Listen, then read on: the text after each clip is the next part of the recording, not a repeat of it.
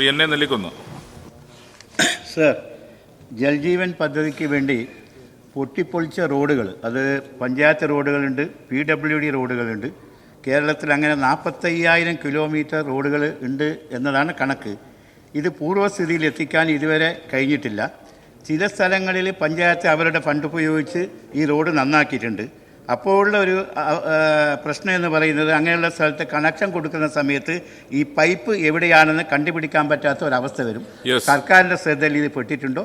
എന്തെങ്കിലും പരിഹാര മാർഗങ്ങൾ സ്വീകരിച്ചിട്ടുണ്ടോ? പഞ്ചായത്ത് റോഡുകളെ സംബന്ധിച്ചിടത്തോളം കേരളത്തിൻ്റെ ചരിത്രത്തിൽ തന്നെ ഇത്രയും റോഡുകൾ ഒരുമിച്ച് പൊളിക്കേണ്ടി വന്നൊരു സാഹചര്യം ഉണ്ടായിട്ട് കാണില്ല. അത് നമ്മൾ ഒന്ന് വിലയിരുത്തേണ്ട പ്രശ്നം തന്നെയാണ്. ഇതിൻ്റെ ഭാഗമായി ഏകദേശം 1,02,000 കിലോമീറ്റർ പൈപ്പ് ലൈൻ പഞ്ചായത്ത് റോഡുകളിൽ സ്ഥാപിക്കേണ്ടതുണ്ട്. കേരളത്തിൽ 1,00,000 കിലോമീറ്റർ പൈപ്പ് ലൈൻ. അതിൽ ഏകദേശം 56,813 കിലോമീറ്റർ പൈപ്പ് ലൈൻ പഞ്ചായത്ത് റോഡിൽ സ്ഥാപിച്ചു കഴിഞ്ഞു. അതിൽ 31,079 കിലോമീറ്റർ റോഡ് പുനഃസ്ഥാപിക്കുകയും ചെയ്തു. അപ്പോൾ ഇത്രയും വലിയൊരു പദ്ധതി നടക്കുമ്പോൾ പഞ്ചായത്ത് റോഡുകളിൽ അത് പുനഃസ്ഥാപിച്ചു വരുന്നതിന് ചില സ്ഥലത്തൊക്കെ ചില താമസം നേരിട്ടിട്ടുണ്ടാവും. കോൺട്രാക്ടർമാരുടെ രീതിയിൽ ചില അലംഭാവവും അവർക്ക് സാമ്പത്തികമായി. എന്നോട് നല്ലൊരു കോൺട്രാക്ടർ പറഞ്ഞു, പണം നൽകാതെ കുഴി അടയ്ക്കാൻ നിർവാഹമില്ല. ഒരു വശം നോക്കുമ്പോൾ ചില പ്രശ്നങ്ങളുണ്ട്. പക്ഷേ എഗ്രിമെൻ്റ് വെക്കുന്ന അടിസ്ഥാനത്തിൽ തന്നെ ടെമ്പററിയായി റിസ്റ്റോർ ചെയ്ത് കൊടുക്കുക.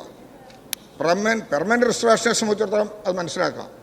അതുപോലും അഭാവം കാണിക്കുന്നുണ്ട്, അലംഭാവം കാണിക്കുന്നുണ്ട്. ഉദ്യോഗസ്ഥർ ഇടപെടണമെന്ന് ആവശ്യപ്പെട്ടിട്ടുമുണ്ട്. അപ്പോൾ പഞ്ചായത്തുകളിൽ ഈ ഫണ്ട് നമുക്ക് ആദ്യഘട്ടം വന്ന 1ഉം 2ഉം സ്ട്രെഞ്ചിൽ ഈ റോഡ് റിസ്റ്റോറേഷൻ ആവശ്യമായ പണം അനുവദിക്കപ്പെട്ടിരുന്നില്ല.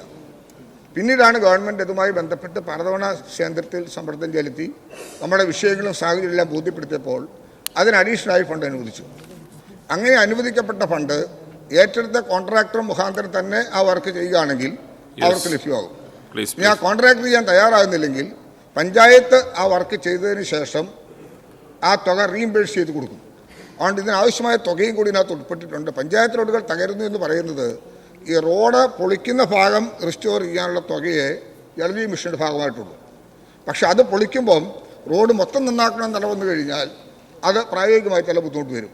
അത് പഞ്ചായത്ത് കമ്മിറ്റികളും ജനപ്രതിനിധികളും എല്ലാം കൂടിയാലോചിച്ച് അതിന് അതാത് കോൺസ്റ്റിറ്റ്യുവൻസിയിലെ പ്രശ്നം പരിഹരിക്കാൻ ഒരു പരിഹാര മാർഗ്ഗം കണ്ടെത്തലാണ് ആവശ്യം. എന്നാൽ ഇതിൻ്റെ ഭാഗമായി പൊളിച്ചിട്ടുള്ള റോഡുകൾ ഏതെങ്കിലും തലത്തിൽ ഇടപെടലിൻ്റെ കുറവ് കൊണ്ട് ബുദ്ധിമുട്ട് നേരിടുന്നുണ്ടെങ്കിൽ അത് പരിഹരിച്ചു പോകുന്നതിനാവശ്യമായ നടപടി സ്വീകരിക്കാം.